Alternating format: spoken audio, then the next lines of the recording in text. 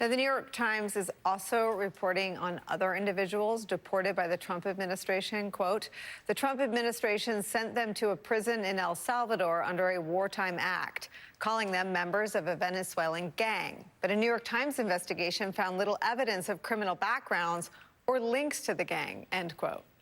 We also have new reports on what appears to be on its face First Amendment activity being punished with deportation. Yesterday, a Columbia University student who is a legal permanent resident of the United States was arrested in Vermont during a naturalization interview. That is according to his lawyer. The stories, the reporting, when taken together, represent a departure from that which is legal, according to the reaction all these incidents have received in federal courts. These actions also stretch beyond the political campaign rhetoric, erasing any notion that Trump has a mandate to do these specific things.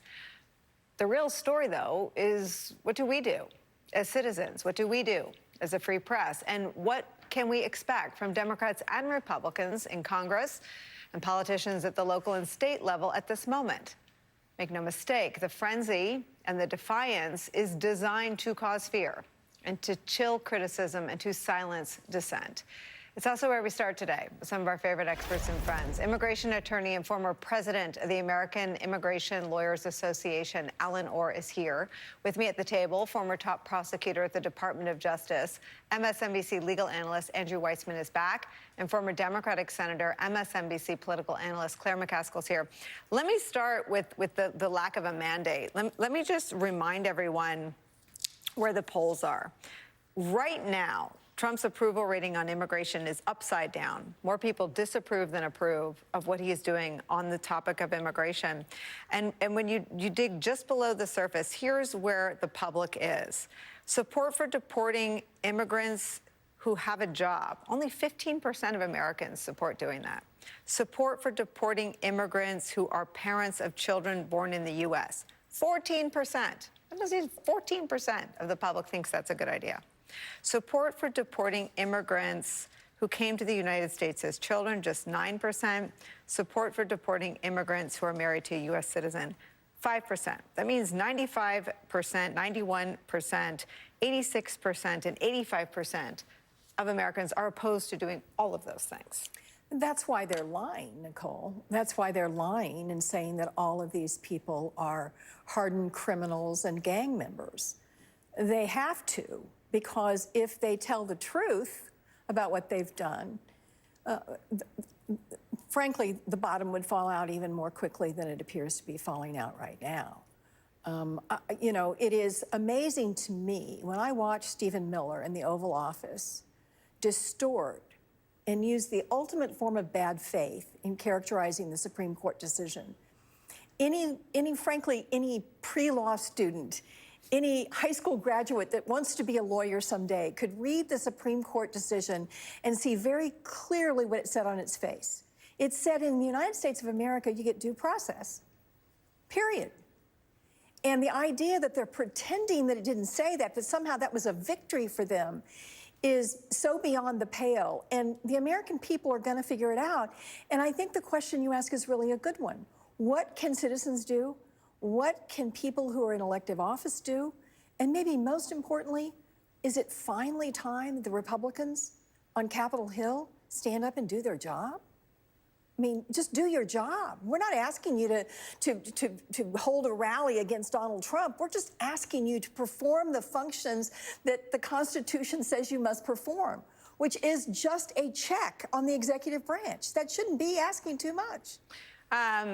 This is bubbling up, not in purple states or blue states, but in deep ruby red states.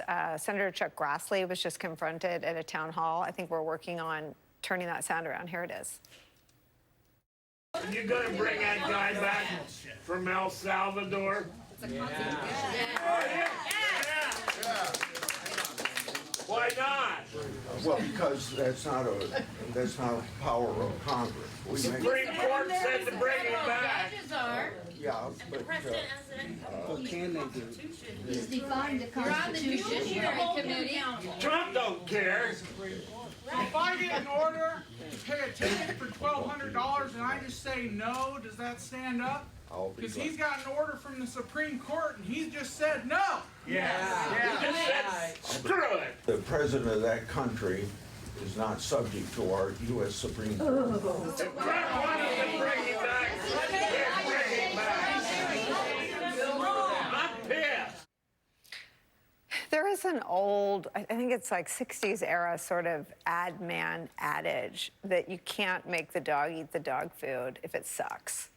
And I think what Republicans are finding is you can't make the people eat the sand. They are peddling BS to their own voters in their own states, and the public, their lived reality, finally has confronted the sort of dystopian non-reality of Trumpism. I'm going to repeat something you said at the outset when we were starting to cover what is going on in terms of immigration.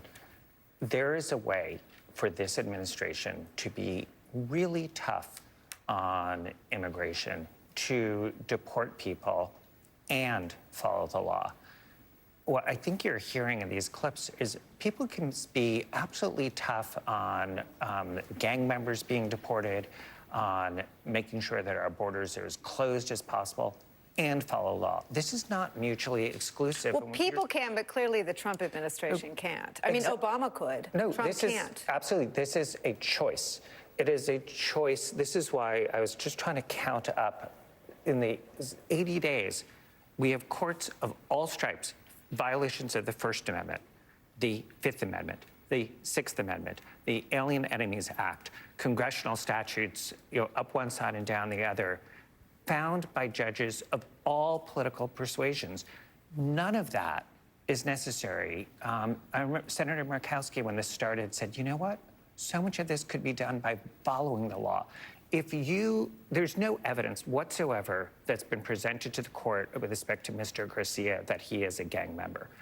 If they have that evidence, there is a way to go to court and follow due process and present that. Instead, they're doing this in the most deliberately both lawless and cruel way.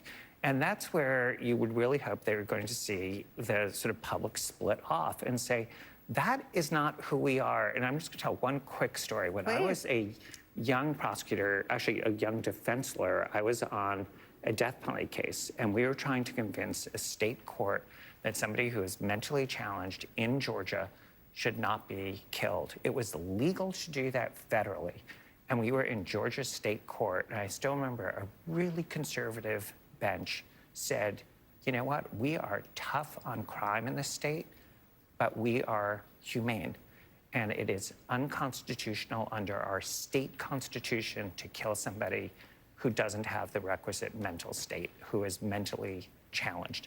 And that, I think, is sort of a nutshell of where we are, where people can be like, we can be tough, we can insist that people who are criminals not be in this country if they can be lawfully deported, but you can follow the law. And what we're seeing now is not just lawlessness, it's so cruel.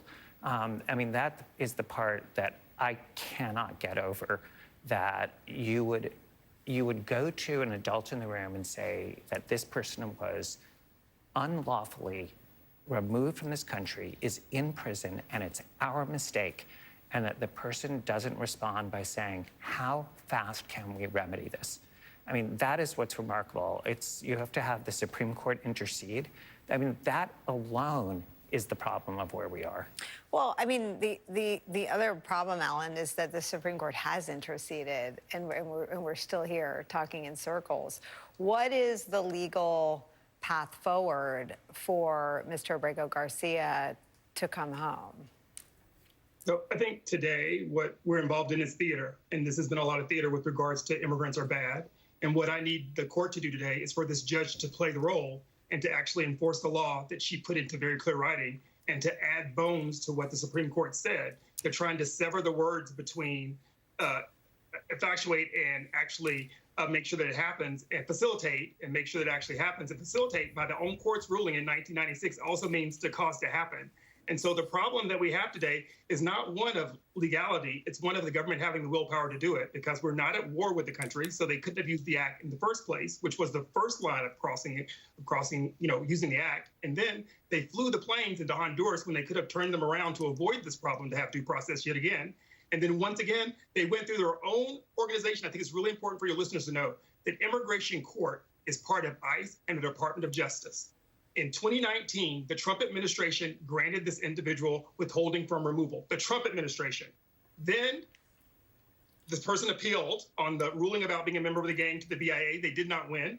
And then after that, you can go to federal court. So it is the own Trump administration that allowed him to stay here in the first place. And now, once again, they removed him, knowing, because of our history with Germans, the French, and Japanese, that everybody received due process in this, and they did it within 3 days. They removed him within 3 days, but they're saying they cannot bring him back within this month period that we've been having this conversation. It's a problem. What happens next, Allen? So we are hopeful that the judge says that puts bones on it and gives the ruling. And then if the administration does not follow the ruling, then we might have to go back to the Supreme Court. But as you've already outlined, it is the people of this country who give power to the Constitution. And the Constitution is what provides for the presidency, the executive branch, the Congress, as well as the judicial branch. And if we do not stand up at this point and say, this cannot happen, then it can happen to all of us, because due process is the foundation for everything. We're not even talking about the substance of any of these cases. We're just saying, can you do it the right way? And how you do anything is how you do everything. And we've seen in almost every removal case, there are problems in the removal. This person is a gang member, this person in that country. And in the specific case, they've already returned 10 individuals from El Salvador. So don't say that you can't, say that you won't. Wow. I mean, Andrew, the other piece that the Trump administration seems to be missing is that that people understand the Supreme Court, because if you are a supporter of Trump's, you have noted along the way where they have done things that Trump has liked. If you are a supporter, you noted the warmth, but at least on the TV looked like warmth between Trump and Chief Justice Roberts. You are aware of immunity. And I wonder if you if you reverse engineered this and some rogue prosecutor ignored the Supreme Court's immunity ruling and tried to proceed with Jack Smith's indictment of Donald Trump. I mean, what would be? I mean, the notion that the Republican Party is going to say a Supreme Court ruling, especially a unanimous one, is optional, is both unsustainable and ludicrous on its face, even to the Trump voter. I agree, but I think that you are going to see an increasing attack on the Supreme Court because of these rulings. Absolutely. I mean, the issue is going to be sort of the conversation between us, the sort of political reality of whether it drives poll numbers down, and the populace says that's absurd. But I think the Supreme Court is going to be in for the same kind of attack that we saw on the lower courts, that we see on the media, that we see on anyone who stands up to Donald Trump. I mean, it's completely baseless, but you're going to see sort of Donald Trump looking over to Bibi Netanyahu, who has had his own attacks on the Supreme Court in Israel, thinking, oh, that's what we should do. We should narrow its jurisdiction. We should think about packing the court. We should talk about impeaching judges, which is he's already talked about. I mean, that's another way of undermining the rule of law. But one of the ways is what we saw in the Oval Office was I mean, let's just get real about what happened. That is a thumbing of the nose at the Supreme Court ruling. To say you are ordered to facilitate the return of somebody, and you know what was not addressed at all in the Oval Office and has not been addressed in court, in the district court? Has the administration even asked the president of El Salvador, who is in the Oval Office, to return him? The El Salvador president said, you know what, I can't do this unilaterally. I can't smuggle him in. That is true. He's sitting there saying, I can't unilaterally do this. You do not have this country even asking. How is that in any way complying with a Supreme Court decision that says you have to facilitate his return? I mean, it's as simple as that. That one question has not been asked. The whole thing is sort of Alice in Wonderland at the bottom, Right. Up, looking down and down. Like, the only reason he's there is because Trump sent him there. And the only reason Trump sent him there is because I think he's in a bromance with his son, Don Jr. And I think Marco Rubio went and visited him, and they've got a ton of social media content that intersects, overlaps, and boosts each other. The idea that he'd even have to ask him, I mean, this is someone who, if Trump wanted it done, it would have been done already. He's doing this through the prism of believing this shows strength on his part. But if you back up and you look at what really is going on, I mean, that is a tin-pan dictator sitting next to him in the Oval Office of a tiny little country. I mean, Trump is saying he's going to take Canada and take Greenland, and he's going to, go over and take over Gaza, and he can't manage under a contractual agreement with a country where we are paying them to hold someone for a specific period of time. It's only a year. As he said, they brought 10 people back already. So the idea that he is so weak as the president that he can't manage to send a plane down to pick up someone who the Supreme Court has told him he should do just shows how weak he is. And he's surrounded by these people. In the first administration, Nicole, you and I had conversations about the outliers. And you know who the outliers were? Peter Navarro and Stephen Miller. They were like the oddballs. They were the kooks. And there were other people in the administration that would tell Trump what he needed to hear about the law. Not anymore. Navarro is running trade. And from what I can tell, Stephen Miller is running immigration and foreign policy and our military. And that's who's got his ear. And these are not smart people. We are being perceived around the world as all of a sudden the image of strength is crumbling into the world audience. We are now unreliable, incompetent, and have no rule of law. I mean, really, that is not strength.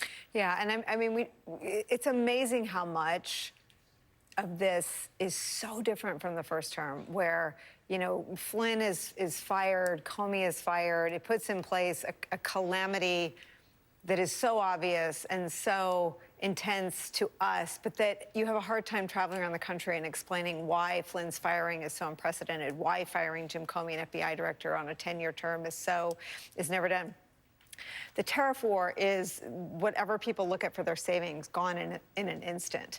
The rounding up of people, this isn't happening, in Washington, D.C. This is happening all over the country. All 50 states all schools everywhere. I mean, this is a lived reality, and that's why I think the politics are subject to the gravity of the unpopularness and the weakness of it the way nothing ever has been before. I agree. I want to do two things. Allen Orr, thank you for starting us off today. We'll continue to turn to you